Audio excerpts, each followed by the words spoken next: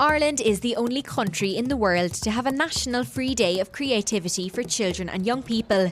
Cruinniú na nÓg will take place on June 12th this year, run by Creative Ireland, who partner with 31 local authorities to provide hundreds of fun, free and creative activities.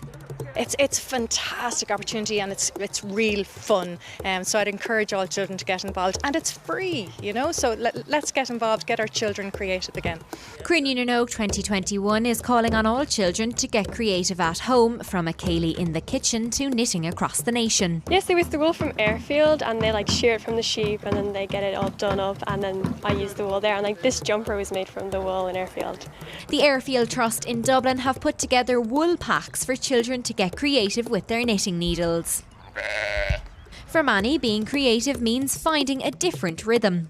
I've been a part of the Beecher Drum for Cruinniú na nÓg. It's a project put together by Brian Fleming.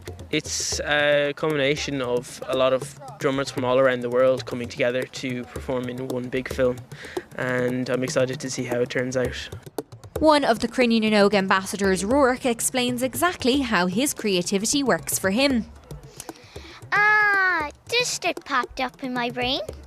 And Abu Bakar explains how he gets into a creative flow. My brain is full loaded with stuff I should make, and I'm really confused with what I should make. So I just go without looking and just pick stuff from the box and put it together. I think that it's a good way to express yourself, and Cruinniú na nÓg is a very good way for people to show their creativity to everyone, and it's just a time to be creative. Yeah, I think it's a day for everybody to just get out and just pour their heart out on whatever they want to do. So mark June 12th on the calendar as your creative day and visit Cruinniú na nÓg online to find out more.